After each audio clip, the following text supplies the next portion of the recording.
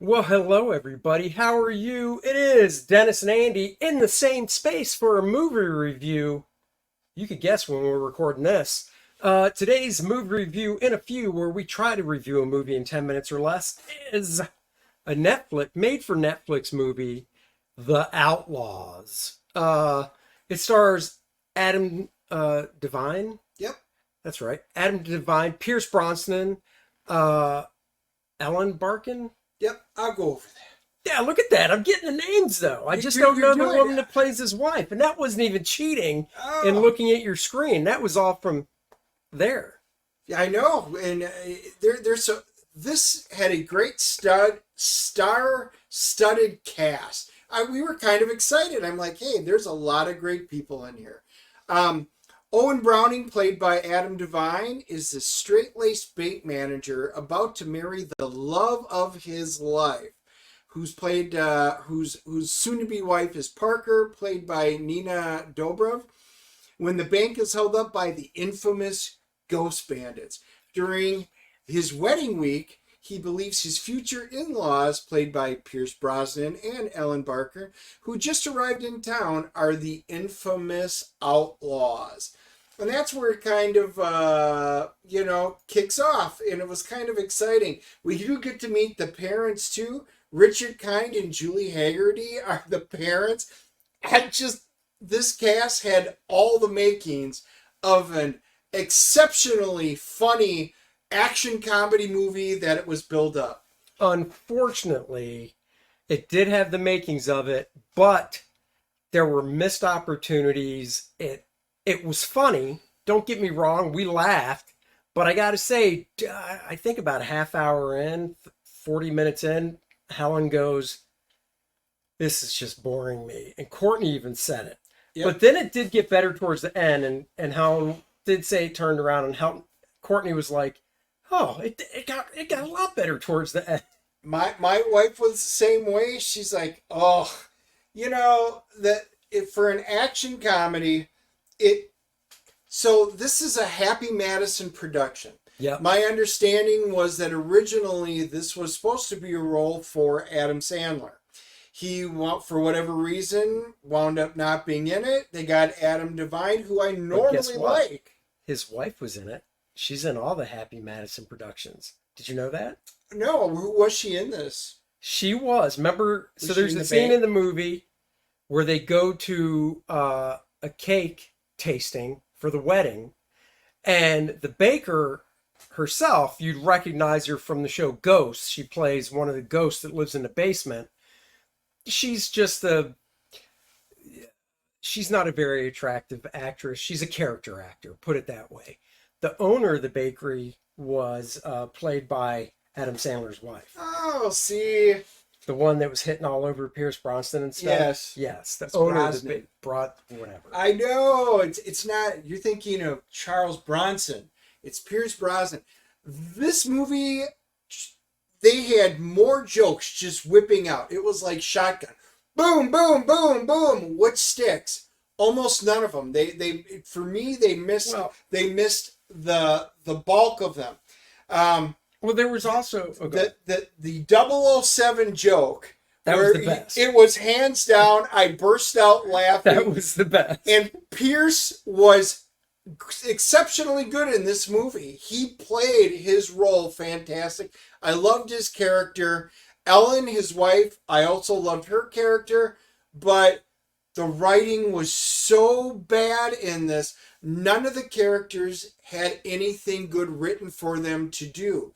They were boring. Richard Kind, Julie Hagerty, his parents, they are normally some of the funniest people. I love them in everything they're in.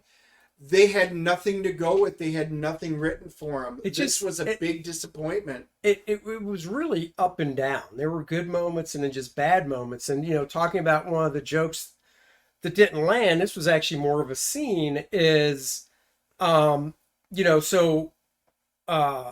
Pierce's character and Ellen's character owe this other thief a lot of money, right? So this thief kidnaps their daughter. Adam Devine's character's like, that's it, I'll do anything to get her back. So he hatches this plan, let's rob a bank together. So he's the third one. His disguise, of course, Pierce and Ellen, who are the Ghost Bandits, have these all black, really cool looking disguises. I mean, honestly, just looking at him, you'd think it could be two guys, just one of the guys is smaller. It's got some plating on it and stuff, whatever. Well, he doesn't really have a costume, so he shows up dressed as Shrek, like green face paint, bald cap with the horns that Shrek has, even a belly, like a stuffed belly, the full costume, totally dressed as Shrek. Now, robbing a bank wise, you would never be like, that's Adam Devine, or who, you wouldn't be able to describe it. So that's fine. But where it kind of jumped the shark in the scene is Ellen and Pierce get outside with the money, and he's supposed to come out right away. And instead, one of the guys in the bank realizes that the gun that Adam Devine's character has is a water gun, and it's this big sumo wrestler looking dude, gets up and starts basically kicking Adam's ass, like literally throwing him around the place. And, at that point, you're like, okay, yeah, it's a comedy. You have to suspend disbelief, but come on. And then the way he gets out of it is this guy's, he's big round dude, has a heart attack. Yep. So instead of Adam taking that chance to get the hell out of the bank, he gives the dude mouth to mouth and revives him, which screws up the whole planning and blah, blah, blah. It's just, it's just kind of a mess. And again, the opportunity. Michael Rooker plays the agent. Agent Oldham, that's lifetime goal is to go after the outlaws and nail the Ghost Bandits. And you're like, oh my God, another fabulous actor. But they turned him into a goof. He did, exactly. It was a complete bullcrap throwaway character that you're just like, none of these characters had really any impact in the story because the story was so badly written. It was just like one little attempt at silly giggles and little plot things, and with no lasting, really, there's no lasting moments in this entire movie. I felt nothing for them, for the two of them that are trying to get married. I honestly, at the end, didn't care if they got married, divorced, the parents separated after that. I cared about zero of all the characters. And again, Pierce and Ellen, they played their parts as well as it was written, but they weren't written very great. And they were the highlights of the entire movie. Like Dennis said, the best joke in the movie, tell them what the joke was, because you touched on it, but you didn't tell them what it was. Yeah. Well, it was... Well, you got to give them the whole setup. You just said a James Bond joke. That doesn't tell them anything. No, well, they don't need to, because if they're going to watch it. But he basically calls him James Bond, and when it Adam Devine, right? Adam Devine's like, you're like James Bond, and then which one was it? Ellen or Pierce that said which one? I think it was the wife. So Ellen Barkin goes, which one? And then Adam Devine's character says, oh, from the fifth movie, which was obviously a Pierce Brosnan movie when he was James Bond. And then Pierce, of course, comments going, that is a good one, or something like that. But it was that actually seemed natural and funny, and it's an in-joke. Like, my daughter didn't get it. She has no clue. Right. But people like us that have seen those movies, that was funny. And it was, as you pointed out, it was natural. It was natural comedy, and it was, in my mind, the only completely natural moment in the entire movie. I was bored to tears with it, and the action scene, because it is an action comedy towards the end, the chase scene was fun. They had a little bit of action that wasn't half bad, but it wasn't enough to save this movie. In my mind, I don't even know if it's worth watching on Netflix. I was very bummed by it. CGC rated, baby. I'm going with a 4.0, and that's being kind of generous just because that one joke made me laugh. I'm actually at a 5.0. I'm right in the middle on it because I think I liked more parts of it than Dennis did. I'm 60-40. I think 60% of the jokes didn't really land. 40% did. I'm 80-20. So 80 didn't and 20 did. And that's the thing with comedies. It's, you know. It's subjective. Is that the right saying, or is it objective? No, it's subjective. Yeah, it's subjective, you know. Not everybody finds everything funny. Look, if you're really bored, it's only an hour and a half. If you're, but it felt like 2.5. I disagree with that. I don't think it felt like that. I thought it was horribly felt long. My gist is this: if we all fall into this trap, I did it over the weekend, actually last night, where I looked through Netflix, Amazon Prime, and Apple TV, and I wasted about 25 minutes before landing on something to watch. Instead of doing that, this movie's only an hour and a half. You never know. You might like it. Adam Devine, for those that don't know, he had a comedy special come out a year and a half ago. He's funny. I thought it was hilarious. Try and find that. I don't know if that's on Netflix. I want to say it's where I saw it. Anyhow, I give it a 5.0. What do the critics give it? IMDb gives it a 5.4, so they actually think it's all right. And on Rotten Tomatoes... Wait, they give it a 5.4 out of what? 10? Yeah. That's not really all right. No, that's all right for by comparison. All right. Rotten Tomatoes, critics gave it a 21%, and audience gave it a 39%. Oh, right there with Dennis. Yeah, so... But you know what gets 100?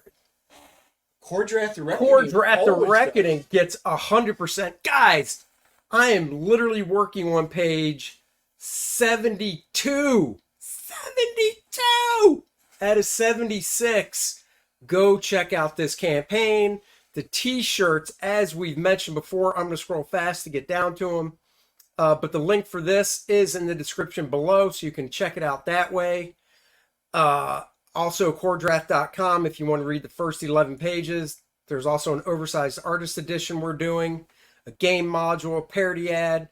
But more importantly for now, in a time thing, this great-looking Kor-Drath t-shirt with art by me, and then the Lilith Bud Root t-shirt featuring his variant cover, and the beanie are all coming down at the end of this month so we can get the orders into the printer because we want to get them in.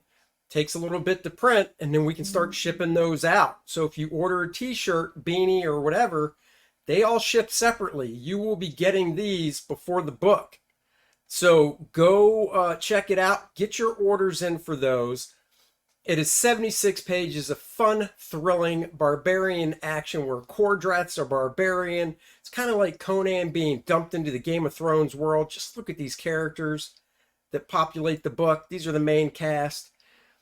His tribe is brutally slaughtered. He comes home to see it, find the carnage, and now he seeks vengeance. A reckoning will happen. I don't even know if I'm using that word the right way, and I don't care. I'm so pumped for this. It's fun. There's a lot of carnage in the book. We really do think you'll enjoy it. Dennis wrote a great tale. He wrote The Mayhem in the Mirador Mountains, which is the role-playing game module. That's 24 pages. It has the same feel of a nice good old D&D game from the 80s. But it is playable. It's not just something to buy and look at. It's a playable game if you're into RPG games. And the story is different from the comic book. It is, That's right. In addition, the two go hand in hand. So you'll get an expansion of what you just read in the comic books when you play the game. That's right. So guys, go check this out. We are seeing Oppenheimer this week. So we'll be dropping a review of that. That one I'm really looking forward to. That baby is 3 hours. I predict Dennis gets up twice to use the bathroom during the movie. Maybe three times. Maybe once an hour. Wow, you could actually go 3 times during this movie? No, I'm not going to take it. I could definitely go. Well, it depends. I plan on getting my 44-ouncer with at least 1 refill. So that's 88 ounces. Damn! I'll get a 44-ouncer with no refills and we'll knock it up once. I drained this bladder once. I'm like a freaking camel. All right, guys. Thank you for joining us on this movie review. And a few, go check out Kor-Drath The Reckoning, and we'll see you guys later. Bye-bye, everybody.